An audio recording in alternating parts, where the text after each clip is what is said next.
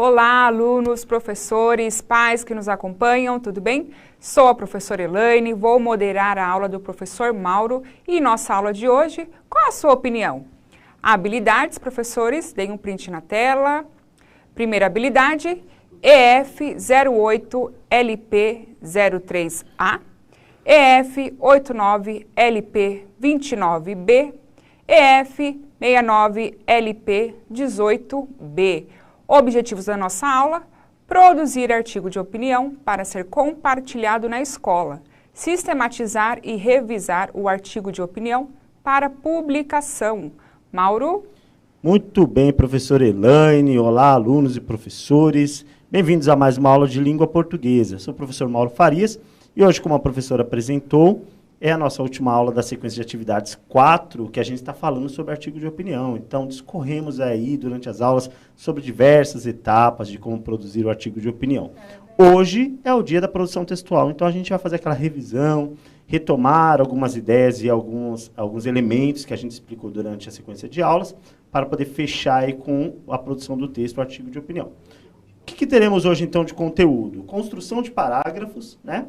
Considerando as 3 partes do texto, seleção dos argumentos e seu desenvolvimento visando a conexão com o seu ponto de vista, revisão do texto considerando seus elementos essenciais, tais como ponto de vista, argumentação, articulação e uso da primeira pessoa do discurso. Está no caderno Aprender Sempre, nas páginas 59 e 60, aulas 7 e 8 da sequência de atividades 4, para vocês acompanharem com a gente. Muito bem, começando então, a perguntinha para dar aquela aquecida, né? Quais conteúdos devo apresentar em cada uma das partes do meu artigo de opinião? O que na introdução, o que no desenvolvimento e o que na conclusão? Qual o conteúdo que eu coloco em cada uma dessas partes? Para vocês aí dar aquela retomada do que foi explicado, do que vocês já conhecem, ou dar aí 1 minuto para a gente ter as respostas de vocês.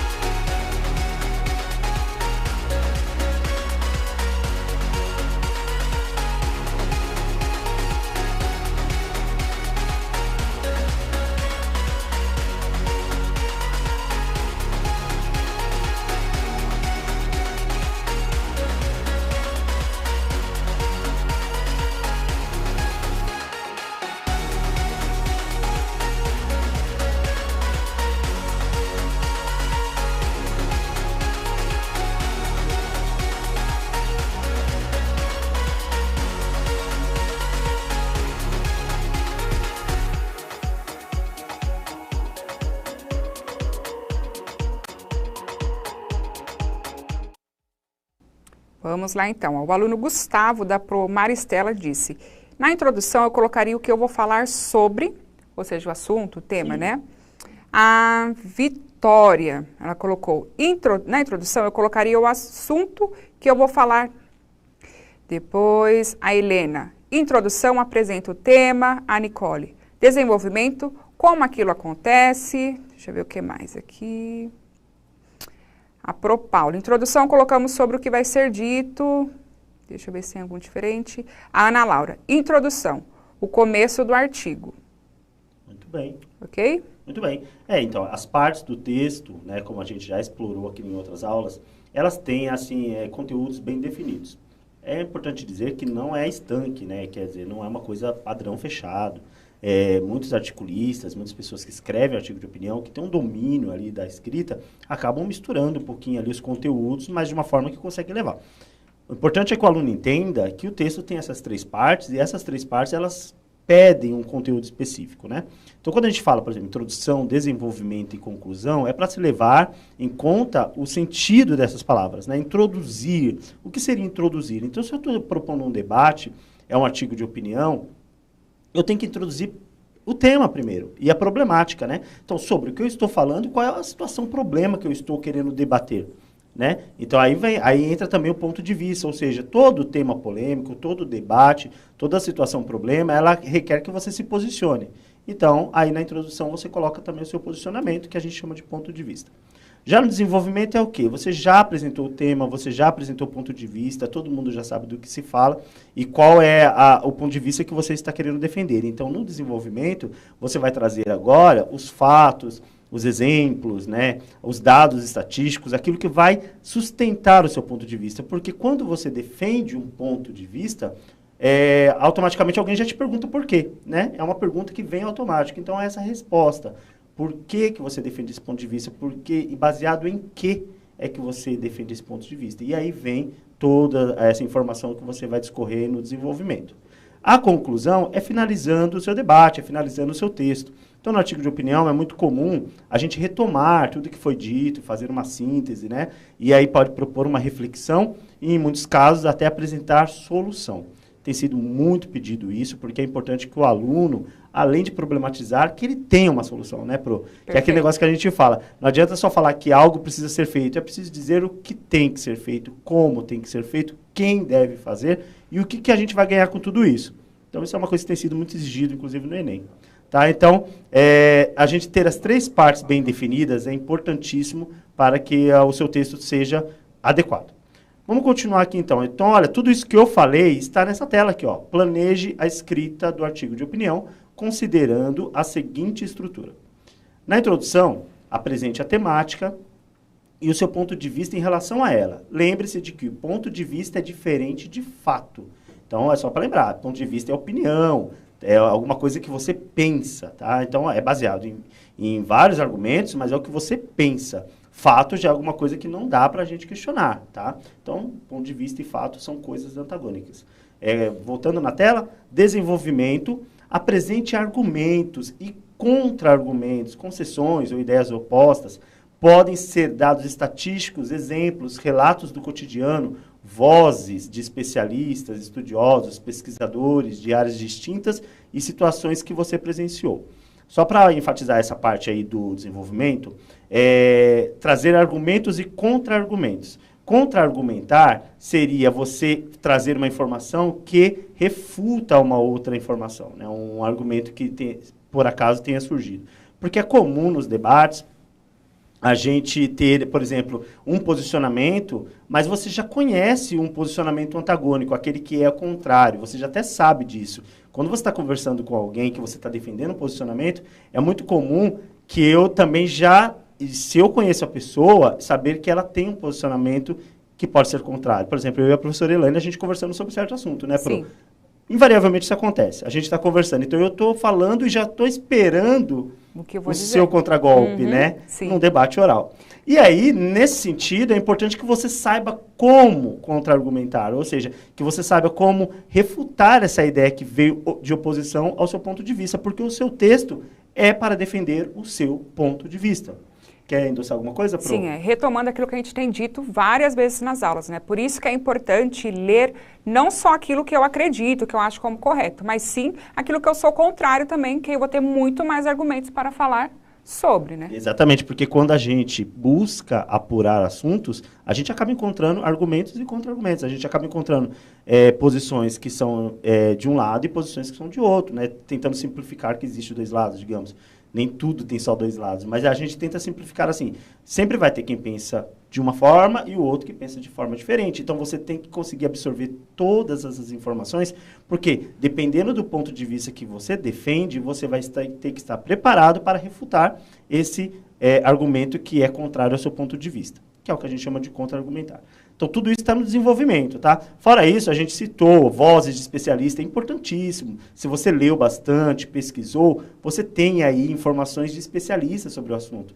Trazer isso para dentro do seu texto, de forma a justificar o seu ponto de vista, isso é ótimo, isso enriquece, né? Que mais?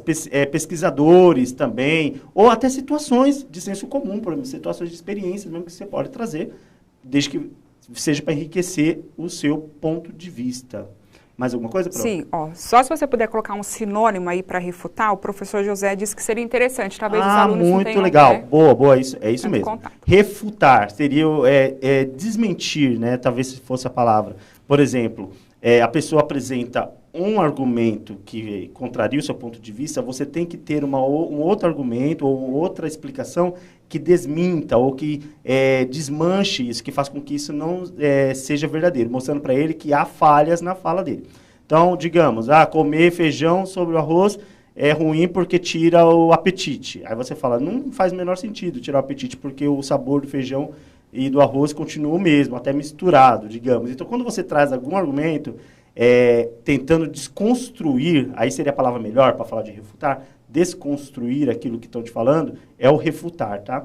Então, refutar é bom para enriquecer o vocabulário dos alunos, mas ótima a intervenção do professor, porque é isso mesmo, a gente tem que explicar por que a palavra está sendo inserida. E só simplificando mais ainda, rapidinho, o Proclovis, né? Argumentar contra, pronto. Argumentar contra seria o contra-argumento, né? Muito bem. Voltando para a tela, a participação dos alunos e professores é ótima. Conclusão, olha lá. Na conclusão, é a finalização, gente. A própria palavra já diz. Percebe, então, que às vezes o aluno problematiza porque ele não se apega ao sentido da palavra, né? Ele trata aquilo como um bicho de 7 cabeças, tal. É muito comum, eu já estive em sala de aula, é normal. Então, a gente tenta desmistificar essa questão da nomenclatura. Então, conclusão, concluir, terminar. O debate tem que terminar, o texto tem que terminar. E ele vai terminar de uma forma agradável. Então, se você debateu durante o texto todo, argumentou, defendeu seu ponto de vista, agora é hora de você sintetizar. E o que é sintetizar? Resumir isso daí, trazer um resumo num parágrafo de tudo que foi debatido e propondo aí uma reflexão, sugerindo uma reflexão, né? Ou então, propondo uma solução, que é o que a gente deseja mais, né? O que é mais desejável, que o aluno tenha capacidade de entender como funciona o problema e como isso poderia ser solucionado.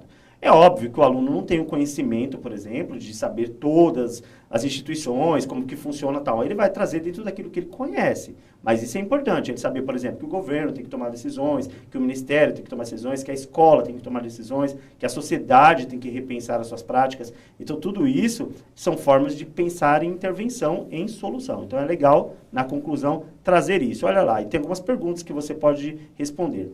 O que fazer? Quem pode fazer? E para que fazer? Então, ó, o que fazer é a ação. Quem pode fazer é o agente, o sujeito, né? E para que fazer é a finalidade. Isso é super importante para você poder finalizar uma proposta de solução. Todo esse conteúdo, eu estava até lembrando, vai ser estendido aí nas próximas aulas. E no próximo bimestre a gente tem retomadas disso também. Isso vai ser muito legal, porque eu acho que é importante que o aluno seja bem embasado nessas produções textuais argumentativas, né? Então, continuando, o aluno vai ter que planejar para escrever. Então, vou pôr na tela aí, ó, planejando e escrevendo. Organize os parágrafos do seu texto, sendo que o primeiro parágrafo para a introdução, 2 ou 3 parágrafos para o desenvolvimento e um parágrafo para a conclusão. Mas isso é só assim que tem que ser, professor? Não. Nós vimos artigos de opinião com 7 parágrafos que nós lemos. Mas isso é legal para você conseguir administrar a questão do conteúdo. Então, enquanto está no treinamento, administra assim, um parágrafo para a introdução, 2 para o desenvolvimento, sendo que cada um tem o seu argumento separado, bem desenvolvido, e o último parágrafo para a conclusão. 2, a tela, demarque os parágrafos de modo que eles contemplem um bloco de ideias. Então, os parágrafos eles têm que ter um único argumento, um único assunto. Não pode misturar assuntos dentro do parágrafo, senão fica muito confuso o texto. 3, observe os mecanismos de retomada no texto, cuidado para não repetir demais algumas expressões. Lembre-se de que você pode recorrer a vários recursos para fazer retomadas sem precisar fazer repetições. Então, essa questão da coesão textual. Se você está vendo que está repetindo demais um termo, procure sinônimos, tente estratégias de suprimir, fazer elipse, né, que é você suprimir a palavra, mas se deixar entender pelo contexto, né, fazer uso de outra palavra que faz parte do mesmo campo de ideia da palavra, não necessariamente sinônimo, mas o hiperônimo, né. Então, cuidado com isso para que o seu texto fique agradável e fluido. Então, essa parte faz parte da coesão textual. E por último, está lá, ó, escreva seu artigo de opinião em primeira pessoa, eu ou nós. No artigo de opinião, ao contrário do texto dissertativo, é comum a gente aceitar o eu ou nós, mesmo porque o artigo de opinião ele se refere à sua opinião. Então, mas usar isso com bastante cuidado, né? Não ficar usando muito aqueles vícios de linguagem, né? Eu acho, tal, que isso aí fica muito pobre, talvez, na sua argumentação. Então, procurar sempre já ir direto ao assunto, né? penso ou pensamos, usar a primeira pessoa do plural é sempre melhor do que a primeira do singular. É a primeira singular. E eu digo isso porque, na sala de aula eu sempre falo isso. Nós somos ainda estudantes, professores, nós não somos especialistas em ciência, por exemplo, né, dentro da ciência que a gente está debatendo. Então, nem tudo ali você é especialista, né? Então, você não tem essa autoridade. Lembra que a gente sempre fala nas aulas? Essa pessoa tem autoridade para falar sobre isso? O que é autoridade? Ela tem condições de tratar desse assunto de forma que o conteúdo ela domine, é um conteúdo que faz parte do mundo profissional dela. Aí sim, ela usa muito a primeira pessoa, mas normalmente a gente prefere usar a primeira pessoa do plural exatamente para tirar um pouquinho essa coisa de ser só eu, né? Até para dar mais credibilidade. É só essa dica, tá? Muito bem, continuando agora, eu trouxe aqui para vocês um texto que é um exemplo de artigo de opinião que eu produzi para mostrar para vocês como é que funciona essa questão de articular os parágrafos. A gente vai ler e aí eu vou dar uma pinceladinha sobre todas as etapas, né? E aí vai ficar mais claro para vocês. Vamos lá, a leitura. O título do texto é Eu tenho o dever de ser humano. Se tem uma coisa que a pandemia tem nos ensinado, é sobre a falta de humanidade de muitos dos que nos cercam. Descobrir que aquele vizinho bacana, o atendente solícito do mercado e o artista preferido e idolatrado não respeitam as regras de isolamento, fazem pouco da tragédia que se abate sobre milhares de famílias e, em alguns casos, chegam a não acreditar que ela seja verdadeira, é algo que tem nos causado tanta decepção e dor que só perde mesmo para a revolta porque somos tomados quando assistimos aos jornais todos os dias e constatamos o estrago que tudo isso tem provocado. Em primeiro lugar, revolta porque não se trata apenas de direito de ir e vir, liberdade de expressão e outros discursos que evocam o Estado de Direito para tentar justificar comportamentos de quem se diz injustiçado. Trata-se, na verdade, de discurso de negacionismo, a ausência do sentir pelo outro, a tal empatia, tão falada e pouco observada. Além disso, não há outro remédio contra a propagação do vírus que não seja o distanciamento social, seguido pelo uso de máscara, higienização das mãos e, por fim, a vacina. Quando se imagina que seu churrasco para a família e amigos, sua reunião religiosa, uma curtidinha na praia não representam um perigo para a saúde do próximo, incorre-se em um erro gravíssimo que pode causar desde superlotação de leitos de hospitais até óbitos de pessoas que foram infectadas, mesmo não tendo descumprido as normas de isolamento. Cientistas da Fiocruz, em entrevista à BBC, apontam que, com distanciamento social, 14 estados brasileiros apresentaram queda em números de internações. O contrário tem se comprovado com o relaxamento das regras de isolamento. Por fim, embora seja preciso a ação constante dos governantes articulando políticas de distanciamento social com assistência financeira tanto para pessoas vulneráveis quanto para as pequenas empresas, a população também precisa entender que para vencer esse vírus será necessário sacrifício conjunto e responsável. Se puder ficar em casa, fique. Se for sair, use máscara, não aglomere. Com vacina e a colaboração de todos, logo venceremos essa praga e voltaremos à nossa vida de sempre. Muito bem. Então, esse texto aí eu escrevi, lógico, no calor das emoções do que a gente está vivendo agora, né? Então, a aula, ela reflete isso também, né? Nós estamos nesse meio, a aula ela tem que transpor isso daí também. Bom, voltando então para o nosso trabalho de artigo de opinião, a ideia aqui é trabalhar o tema da pandemia. E o que a gente está abordando aqui mais especificamente? A questão do não isolamento, do desrespeito às regras, daquilo que tem agravado a doença no nosso meio, né? Então, no primeiro parágrafo, eu trago essa contextualização, né? Que é trazer que a pandemia tem nos ensinado que há falta de humanidade, né? Nas pessoas que não respeitam o isolamento, que trazem problemas e que isso causa revolta. Bom, eu defendo o ponto de vista que isso causa revolta, e aí no primeiro parágrafo eu já falo sobre isso. Ó, em primeiro lugar, estou elencando que o meu argumento primeiro é esse, é falar sobre a revolta. Porque muitas pessoas evocam, né, a questão do direito de ir e vir, liberdade de expressão, discursos aí que parecem ser bons discursos, mas que, na verdade, querem justificar comportamentos errados, comportamentos negacionistas, né, comportamentos que são cheios de falta de empatia, né, são comportamentos desumanos. Né? No terceiro parágrafo, eu continuo argumentando que a questão de você trabalhar com formas de tratamento que não são aquelas indicadas pela ciência também é um problema.